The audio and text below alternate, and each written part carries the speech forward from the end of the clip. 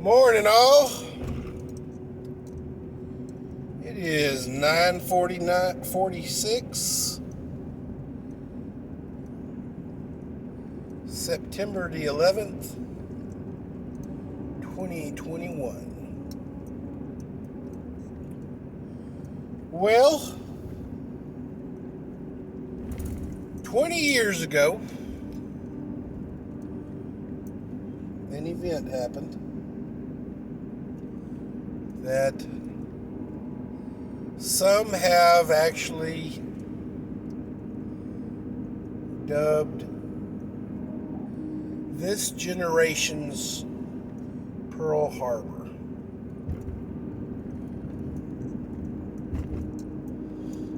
Only twice in America's history have we had attacks on our soil from a invading force or a non-domestic dispute force upon our nation. Pearl Harbor signified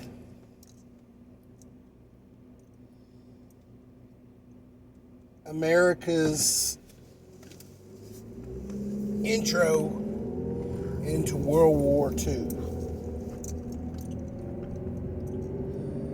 9/11, although did not drag us kicking and screaming into a war like Pearl Harbor did, it did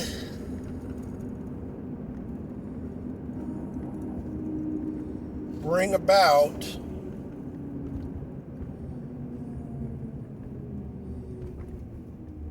a war that some have dubbed that has lasted 20 years.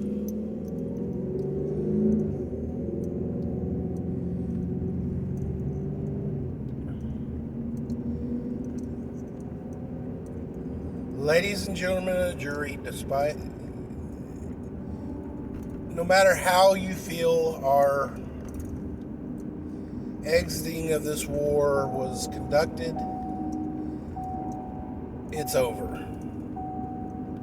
At least that leg of the journey is.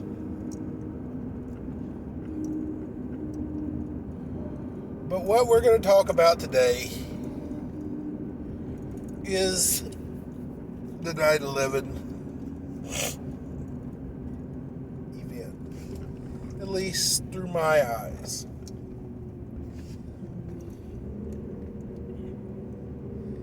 "20 years ago, about 8 o'clock,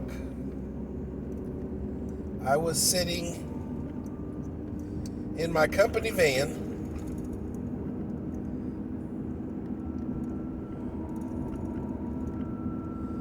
listening to a radio show that I pretty much listen to every day since high school.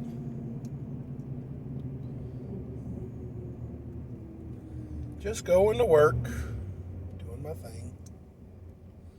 Was sitting in the parking lot of the business that I was a employee of, finishing up the end of that show before the next commercial come on, before I went in and got my day started. News came on and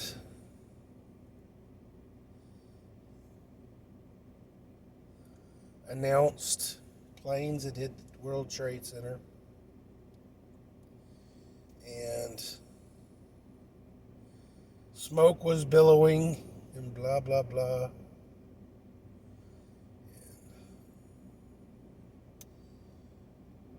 Those who remember today remember the reports. Don't want to bore you with that or drum up any kind of PTSD.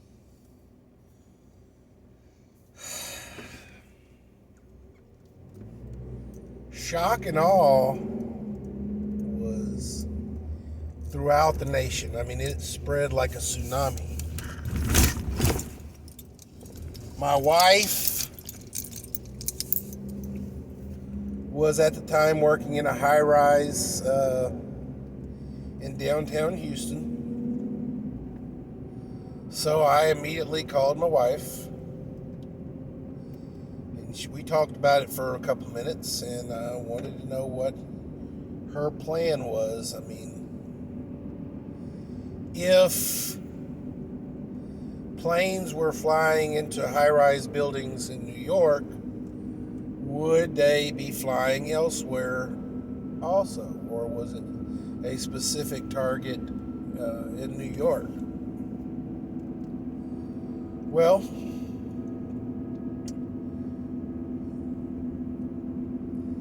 "15 minutes later, wife texted me after we had gotten off the phone. The bank sent them all home. History will record that only planes flew into the World Trade Centers. Another plane hit the Pentagon, and another plane was actually hijacked from the hijackers and forced down in a field in Pennsylvania."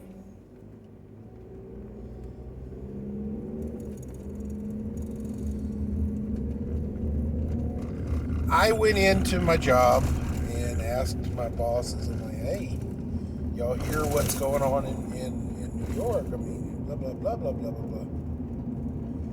And, 20 years ago, I was a man in my 30s. Or just turning 30.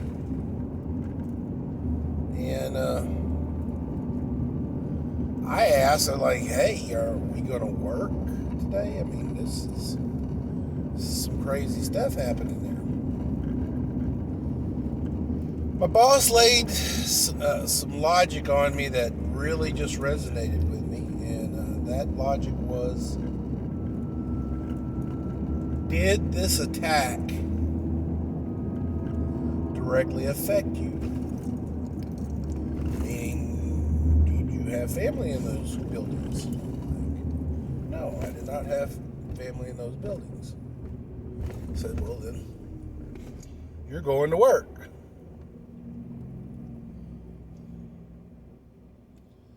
And that at the time I thought was, kind of shitty of my boss. But as I grew and aged and matured, I come to find out that, with all disasters, be they natural, man-made, or whatever,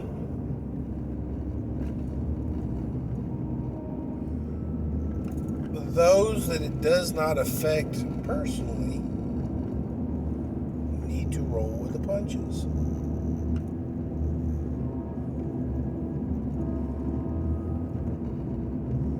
We are left to respond to those disasters.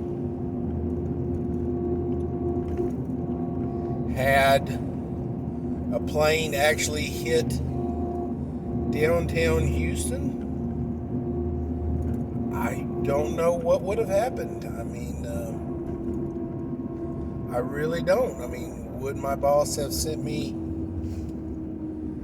out to work on swimming pools while our city was actually, burning?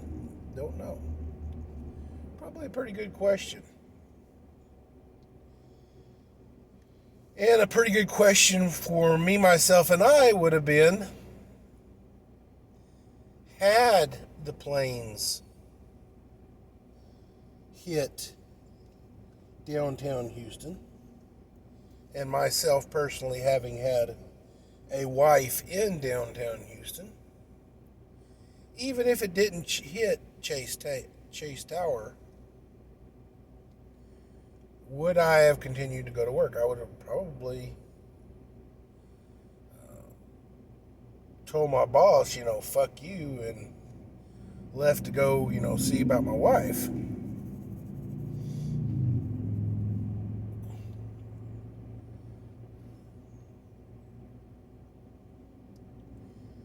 But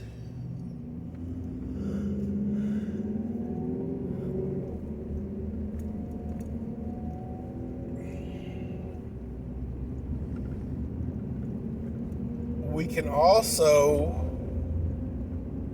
take a little learning from Hurricane Ike.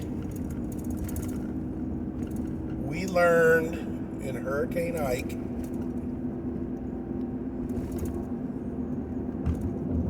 that in a disaster, it is very, very, very important to not panic.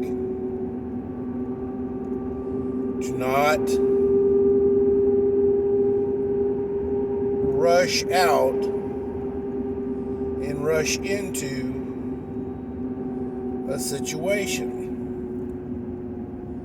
In Hurricane Ike, the entire city of Houston attempted to evacuate. It was a great experiment, I guess, considering Ike was not the great doomsday hurricane that it was predicted to be.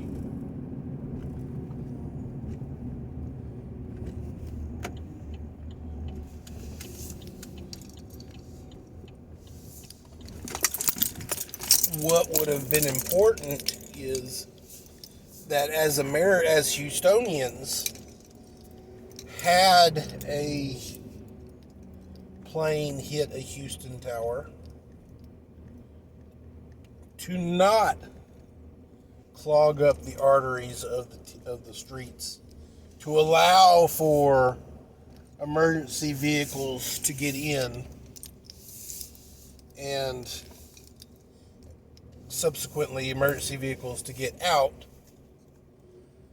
So the wounded can seek medical attention, and the first responders can get in there and help the wounded.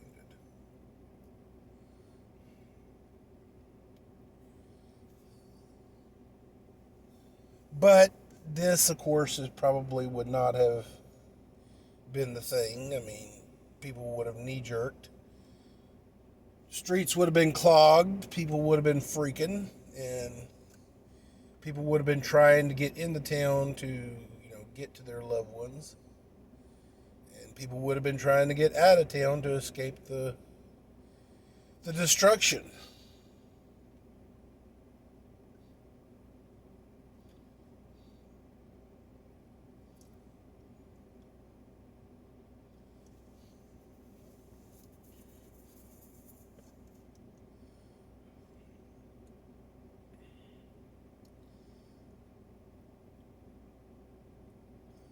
Democratic leaders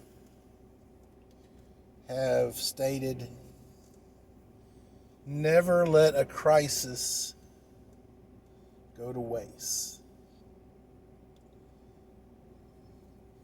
Because during a crisis, any answer or any response, because we all have tunnel vision at that exact moment,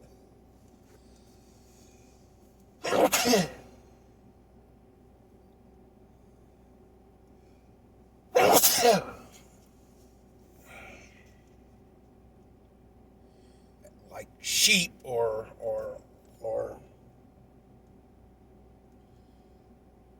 everything, that herd mentality, you know, a wolf attacks a cow or a sheep, the rest of the herd runs away.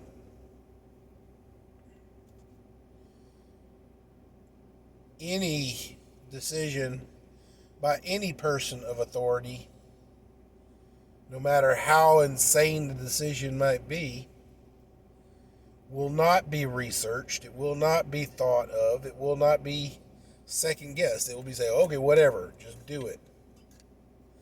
It will be seen as a life-saving effort and implemented immediately.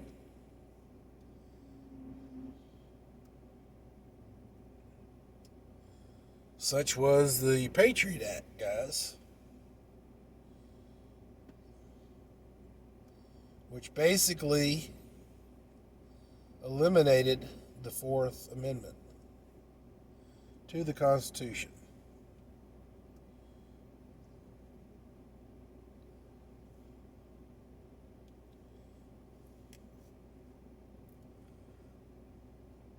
Funny how we had, 20 years ago, we had a response to a terrorist act with an act or legislation labeled Patriot Act and preying upon our solidarity as Americans. And now, patriots and our solidarity as Americans is seen as a terrorist.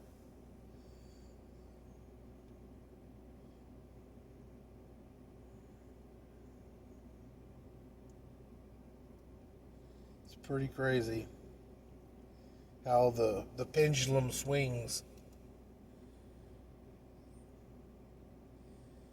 Ladies and gentlemen of the jury, today is 9/11, 20 years later.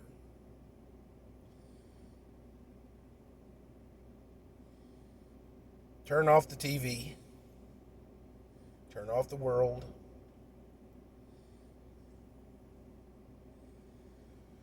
Pull out a board game.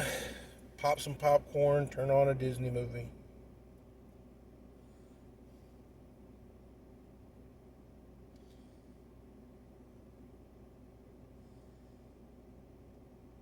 Love your family. Hug your kids. Kiss your spouse. Call your mom and dad.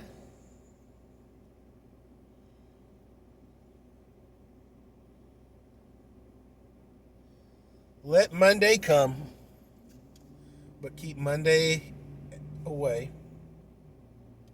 Let Monday be Monday, but today and Sunday, we are Americans. We are all family.